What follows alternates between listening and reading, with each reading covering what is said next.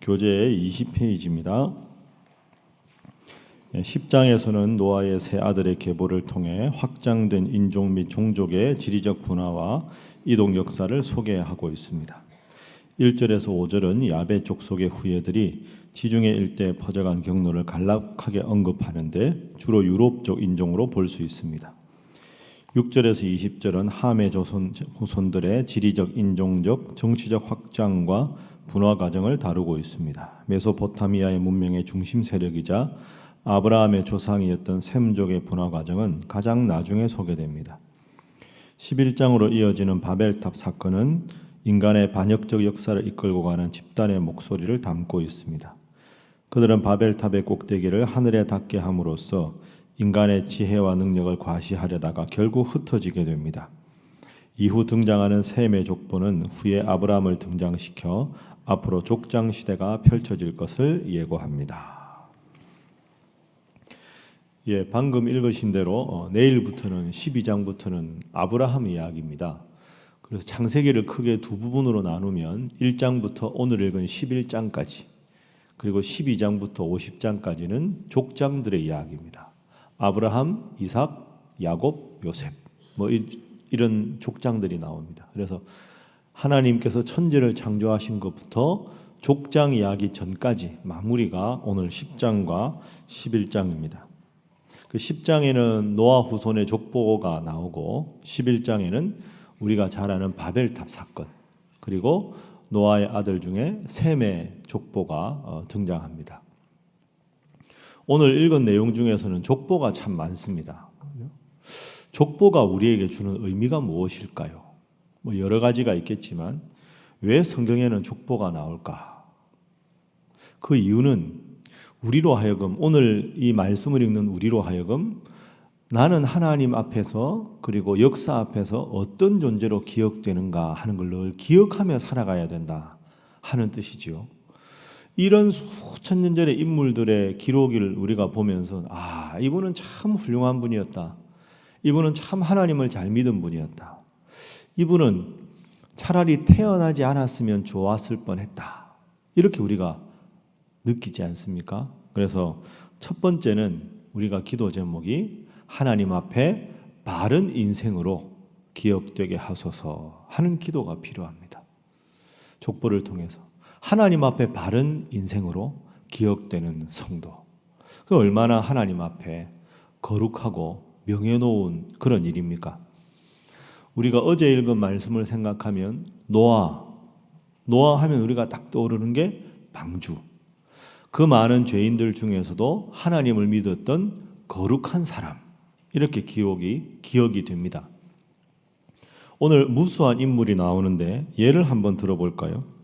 자, 오늘 본문의 10장에 보면 노아 아들들의 족보가 나오는데 부정적인 예를 하나 들어보지요. 9절에 보면 니므롯이라는 사람이 나옵니다. 니므롯 10장 9절. 자, 함께 읽어봅니다. 시작.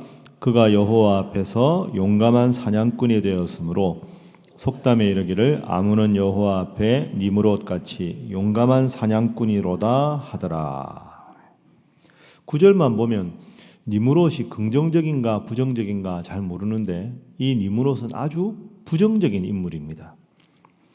여호와 앞에서 용감한 사냥꾼이 되었다. 이 앞에서라는 단어가 그냥 누가 앞에 있다 이런 뜻도 되지만 대항하다 이런 뜻도 됩니다. 그 영어로는 before도 되고 against도 됩니다. 그러니까 하나님 앞에서 사냥꾼이 되었다는 말은 자신의 사냥꾼으로서의 능력이 대단하다고 생각해서 하나님 원하시는 길에 대항하는 인물이었다 이런 뜻입니다. 그래서 여러분 옛날 영화 보면 그 사람 사냥꾼들 있죠. 옛날에 오래된 영화 이런 거 옛날 역사를 다룰 때 보면 다른 부족들 가서 다 불사르고 죽이고 그 부족의 남자들 다 이렇게 매가지고 노예로 팔고 그랬던 그 사람 사냥꾼의 시초가 이 니므롯일 것이다 이렇게 봅니다. 그러니까 사냥꾼이라는 단어가 아주 부정적인 그런 단어가 되는 거죠. 자, 그러다 보니까 이 하나님 앞에서 자신을 믿고 반항했던 무시무시한 사냥꾼이었던 니므롯. 근데 니므롯 한 사람으로 그치지 않습니다. 니므롯의 후손들이 세운 나라를 보십시오. 10절. 그의 나라는 시나을 땅의 바벨. 이게 11장의 바벨탑 사건, 그 바벨이죠. 그 다음에 11절에 보면 익숙한 이름이 나오죠. 아수르, 그리고 니누에. 자, 여러분, 이 세 나라의 공통점이 뭘까요? 바벨은 하나님을 떠나서 우리끼리 탑을 건설하자. 아수르는 이스라엘 역사에서 항상 이스라엘을 괴롭히던 주위의 강대국입니다. 그래서 북이스라엘이 결국 멸망하는 게 아수르한테 멸망하죠. 니느웨 하면 누구 생각이 납니까? 요나 생각이 나죠. 요나가 니느웨로 하나님께서 가서 복음을 외치라고 했는데 니느웨로 가는 거 싫어했습니다. 왜 그러냐 하면 그 이스라엘 남유다를 가장 괴롭히던 나라가 니느웨입니다. 그런데 여러분, 중요한 건 이 니므롯도 노아의 후손이라는 겁니다. 그러니까 노아의 후손 중에도 위대한 인물도 나오고 니므롯 같은 인물이 나옵니다. 어제도 말씀드렸지만 하나님 앞에서 내가 바로 서지 않으면 당대에 그치는 게 아니라 자녀들에게 아주 부정적인 영향을 끼치고, 니므롯이 하나님 앞에 대항하자 그의 후손 중에서 바벨탑을 세우는 사람, 아수르, 니느웨, 이런 무시무시하고 하나님을 떠난 그런 나라가 이루어진다는 겁니다. 자, 나는 지금 하나님 앞에 어떤 삶을 살아가는가? 나는 지금 하나님 앞에서 우리 사랑하는 후손들에게 어떤 선한 영향력을 끼치고 있는가 생각하면서 늘 우리가 앞으로도 구약이나 신약의 족보를 읽을 때마다 제가 기도 제목 말씀드리지 않아도 하나님 앞에 하나님 잘 믿은 신앙인으로 기억되는 자, 그런 삶을 살아가게 하옵소서. 그렇게 기도하시고 늘 하나님 앞에 바로 서는 여러분 모두가 되시기를 주님 이름으로 축복합니다. 자, 두 번째는 이제 바벨탑 사건으로 넘어가 보겠습니다. 바벨탑 사건은 11장이지요. 바벨탑을 세우는 동기가 뭘까? 자, 11장 3절 4절에 나옵니다. 3절 4절 함께 읽습니다. 시작. 서로 말하되 자 벽돌을 만들어 견고히 굽자 하고 이에 벽돌로 돌을 대신하며 역청으로 진흙을 대신하고 또 말하되 자 성읍과 탑을 건설하여 그 탑 꼭대기를 하늘에 닿게 하여 우리 이름을 내고 온 지면에 흩어짐을 면하자 하였다니. 자, 그리고 두 번째 기도 제목은 죄악을 도모하는 길에 서지 않게 하소서 하는 기도 제목입니다. 죄악을 도모하는 길, 하나님을 떠나는 길, 그 일을 도모하지 않게 하소서. 11장 바벨탑 사건에서 여러분이 앞으로도 많이 읽으실 거 아닙니까? 창세기는. 그때마다 동기를 4절에서 정확하게 우리가 기억해야 합니다. 우리 이름을 내고, 이게 바벨탑 사건의 가장 중요한 목적이었습니다. 우리 이름을 내자.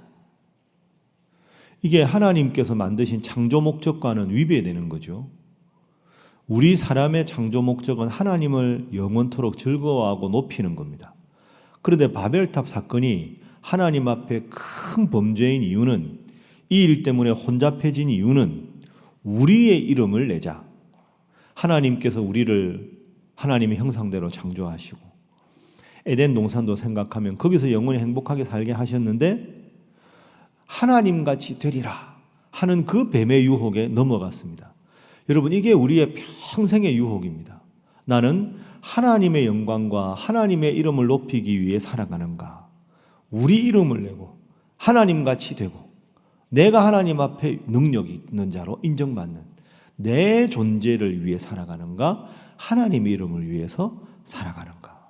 이게 어떻게 보면 성경 전체가 우리에게 묻는 가장 중요한 질문이라고 할 수 있습니다. 여러분, 평생 동안 하나님의 이름을, 하나님의 영광을 위해 살아가시는 여러분 모두가 되시기를 주님 이름으로 축복합니다. 내 이름을 내려고 하면 내가 망하는 길입니다. 그게 바벨탑 사건의 교훈이죠. 하나님 안에 있어야 인간은 행복한 존재입니다. 나보다 나를 더 잘 아시는 하나님 앞에 기도하는 것이 인생을 가장 잘 살아가는 방법입니다. 지금 빗소리 들리시죠? 오늘 비가 오랜만에 참 많이 옵니다. 가만히 생각해 보면 우리가 날씨 하나를 조정할 수 있습니까? 하나님이 비를 내리시면 우산 쓰고 오고, 하나님이 더운 여름을 주시면 짧은 반팔 입고 다니고, 하나님이 추운 겨울을 주시면 코트 입고 다니고, 가만히 생각해 보면 그게 인간의 도리입니다. 하나님이 기쁜 일 주시면 기쁜 일 주셔서 감사하고, 하나님이 힘든 일을 주시면 거만한 게 있는지 돌아보고, 그러니까 하나님께서 주시는 뜻과 방식대로 나를 맞추어 가는 것, 그렇게 살아가면 얼마나 행복한 인생입니까? 비 오는데 용감하다고 생각하고 나는 용감하니까 우산 안 쓰겠다, 그 용감한 사람 아닙니다. 어리석은 사람이죠. 여러분 생각해 보십시오. 인간은 하나님 안에 있어야 행복하게 지음을 받은 존재입니다. 그럼 하나님께서 보여주시는 대로 살고, 하나님께서 이 날씨를 주시든 누구를 만나든 항상 그것대로 살아가는 게 행복인데, 오늘 우리 이름을 내자, 지면에 흩어짐을 면하자, 우리의 능력으로 하나님 없이 살아갈 수 있다. 이것이 바벨탑 사건의 가장 안타까운 그런 잘못된 도모였습니다. 오늘 바벨탑 사건을 다시 한번 우리가 묵상하면서 하나님 제 속의 교만을 없애시고 하나님 안에 행복한 존재로 살아가게 하옵소서 기도하시는 여러분 모두가 되시기 바랍니다. 마지막 세 번째 기도 제목입니다. 세 번째 기도 제목은 같은 맥락에서 늘 겸손하게 하소서 하는 겁니다. 늘 겸손하게 하소서. 하나님 안에 있어야 행복한데 하나님 없이 살아갈 수 있다. 이게 바벨탑이죠. 바벨이라는 단어가 혼란이라는 뜻입니다. 혼란. 하나님 없으면 혼란. 그래서 이 바벨탑 사건을 가지고 독일의 신학자들이 이게 용어를 하나 만들었습니다. 이 바벨은 B-A-B-E-L 이렇죠. 성경이라는 말이 영어로 바이블인데요. 독일어는 비벨입니다. 비벨. B-I-B-E-L. 생각해 보면 바벨, 비벨 이게 단어가 비슷하죠. 그 독일의 신학 중에 이런 말을 한 사람이 있습니다. 인간의 역사는 바벨 앤 비벨, 바벨 운트 비벨 이 둘 사이에 선택하는 게 인간의 운명을 결정한다. 우리 이름을 내겠다고 바벨을 지으면 혼란해지고, 비벨 하나님의 말씀을 붙잡으면 그게 인간의 승리의 길이다. 이게 바벨탑 사건을 가요. 바벨 운트 비벨 어느 쪽에 서 있는가, 이게 인간의 운명을 결정하는 거죠. 여러분 성경에 보면 삼손 나옵니다. 삼손. 제가 삼손으로 설교한 적이 있는데요. 삼손 이야기를 다시 한번 간단하게 요약하고 새벽 설교를 마치겠습니다.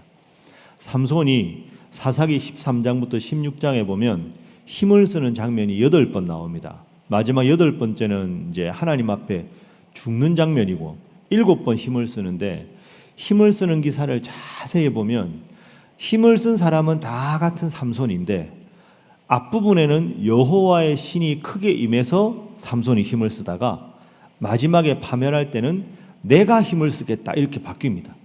그러니까 첫 번째 힘을 쓸 때도 삼손이고 마지막 힘을 쓸 때 다른 사람 보기에는 삼손인데, 힘의 주체가 여호와의 신이 크게 임해서 힘을 쓴 삼손이 점점 교만해져서 내가 힘쓰겠다, 하나님 없이 살겠다, 이 순간 삼손이 두 눈이 뽑히고 연자맷돌을 돌리는 비참한 신세가 됩니다. 내가 하나님을 믿는다 하고 다른 사람 보이기에 어떤 존재인가가 중요한 게 아니라 내 삶의 주체가 하나님인가, 하나님의 은혜로만 살아간다, 겸손이고, 다른 사람 보기에는 겸손해 보이지만 내 힘과 내 능력대로 살아간다, 이게 교만 아니겠습니까? 이게 바벨과 비벨의 차이, 교만과 겸손의 차이, 내 이름을 내느냐 하나님의 이름을 높이느냐의 차이입니다. 오늘 하루도 살아가시고 매일매일 살아가실 때 우리가 늘 즐겨 부르는 찬송처럼 아 하나님의 은혜로 이 쓸데없는 자 왜 구속하여 주는지 알 수 없도다, 그 고백하면서 늘 하나님 은혜로만 살아갈 수 있습니다 고백하시는 겸손한 우리 새벽의 용사들 다 되시기를 주님 이름으로 부탁합니다. 함께 기도하겠습니다. 하나님, 족보를 대합니다. 늘 하나님 잘 믿은 성도로 기억되게 하옵소서. 하나님 결코 바벨탑처럼 죄악을 도모하는 길에 서지 않게 하시고 내 삶의 주체가 하나님이라 고백하며 겸손하게 살아가는 성도 되게 하여 주시옵소서. 다 함께 주님 앞에 기도하겠습니다. 주여 믿습니다.